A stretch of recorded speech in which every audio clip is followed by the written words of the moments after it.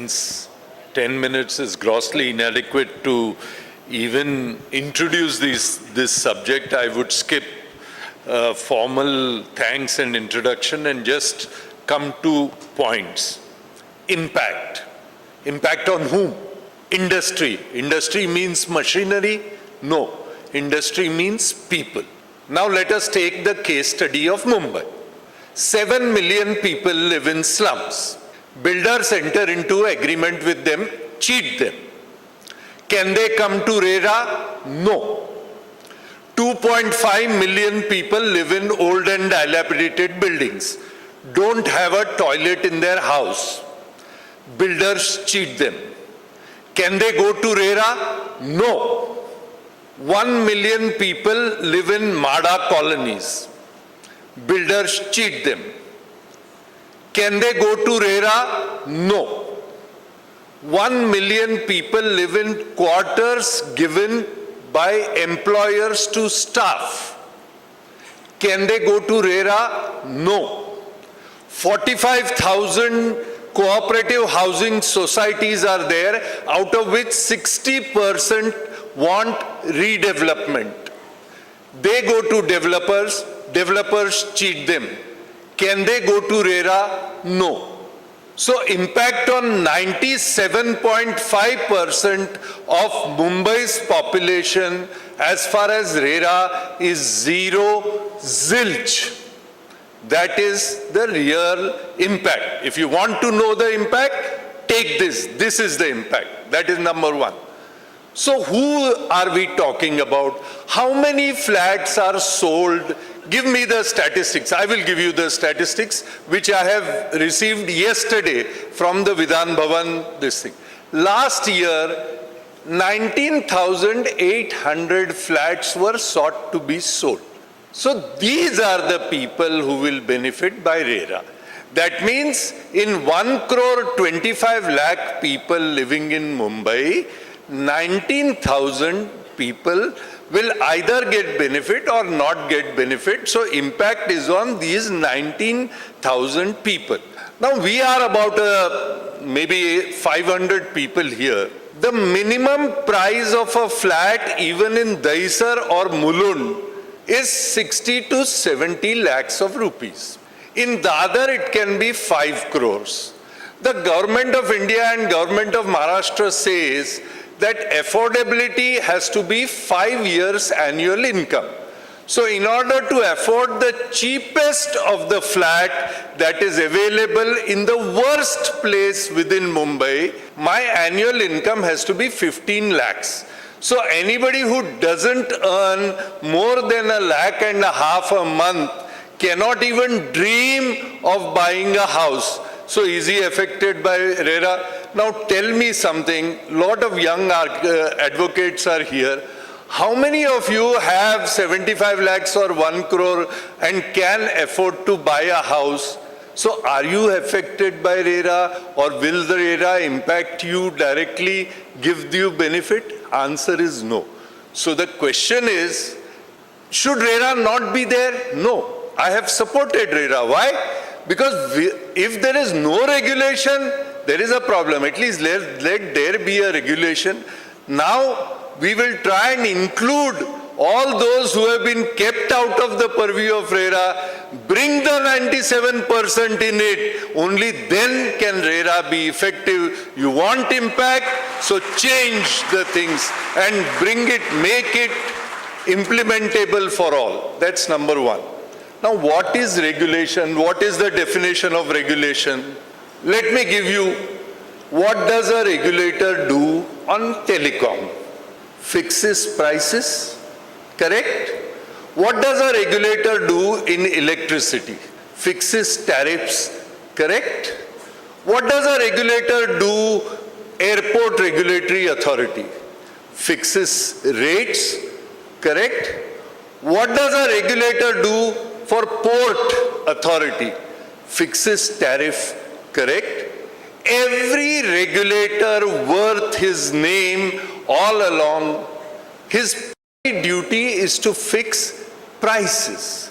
Does RERA give authority to any official to fix prices, that you have bought a land at X price, you have constructed at Y price, you have borrowed money at Z price, add all that, add to that 25%, 50%, 100% profit, and that is the price. Can they fix a price? No. So is there an impact? No. A builder sleeps in the night, gets a nice dream. In the morning, my flat becomes 500 rupees more expensive. Is there any regulation? I know of a developer, if he would have been here today, I would have said it in his presence. In Powai, bought land for 6 rupees a square feet from the government and constructed houses. The cost of construction as an architect, I can assure you, doesn't exceed 2,500 rupees per square feet. In the best possible scenario, doesn't exceed 2,750. Now, the selling price is 16,000, 17,000, 18,000, 20,000, 30,000. Can someone go and say, 6 रुपये में जमीन लिया, 2,500 का building बनाया, मेरे को 20,000 में क्यों बेच रहा है? RERA said it is not within our purview because they cannot decide the tariffs. So what are we regulating? I told this to government. So government said no. Now we have included in RERA development, which means you are not just regulating, you are also in charge of development. Means the person who is in charge of environment is also in charge of industrialization. So industrialization should create pollution and environment should control pollution. So the RERA should also be in charge of development and also be in charge of regulation. The net result is that nobody in Mumbai worth his salt, having a good salary, can afford to have a house. I asked the Honorable Chief Secretary in a meeting like this in front of the crowd, I said, Mr. Chief Secretary, you are the highest paid bureaucrat in the state. You may be getting 1.5 lakh, 2 lakh of rupees a month. Your annual salary becomes 24 lakhs. Your 5 years annual salary become 1 crore 25 lakh. In the area where you live, in 1 crore 25 lakh, even a garage can't be bought in that area. So if you as the Chief Secretary cannot buy a house in an area where you like to live, how can you imagine the clerk working in your office to buy a house? So this housing situation has really led us to a place where the impact of all these regulations are on, positive or otherwise, are all on those who buy the flats, who have the wherewithal to buy the flat, who gain out of buying the flat, which is 10,000, 15,000, 20,000 people, 25,000 people. What happens to the remaining 1 crore 20 lakh people? Please tell us. Is there any law which protects the poor slum dweller? Look at Mumbai's situation. 5,800 projects by government's own admission in the state legislature, which is day before yesterday, the reply given by the Honorable Urban Development Minister. 5,800 projects in the city of Mumbai have been stalled for the last 18 years, some for 15 years, some for 10 years. Now, the builder promised, gave rent, people went, buildings demolished, slums demolished, builder has stopped the rent, project is in the doldrum, people are on the street. 1,25,922 families, which means 8 lakh people in the city of Mumbai alone. I'm not taking statistics of Thane, of Vasai Virar, New Mumbai and Panvel. In Mumbai alone, 8 lakh people who are living in proper houses are on the streets. They can't go to RERA because RERA doesn't protect them. So unless a law, yes, regulator is required, RERA is required, but its scope has to be enlarged. It has to cover everybody, cover 100% of the population, cover everybody and see that they get justice. Giving justice to someone who is buying, a friend of mine is buying a flat in Nepean Sea Road. I asked him, yes, I'm concluding. I'm asking this was to come anyway.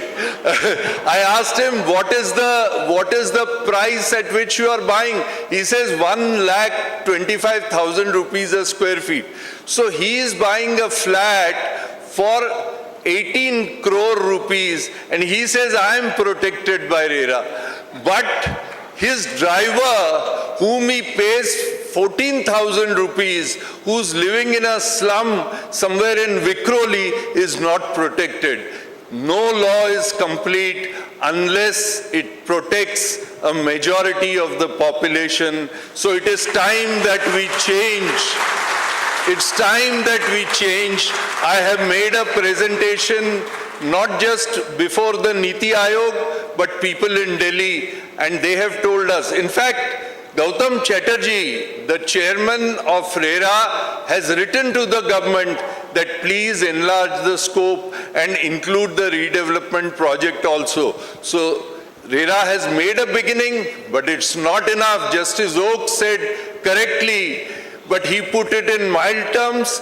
I'm used to tell the real truth, so I put it in real terms. So thank you, Justice Oak, for reminding me of my duty to place the truth before everybody, because the Indian Constitution wants to know the truth, and this is our fundamental right, and nobody can be denied that. Thank you very much.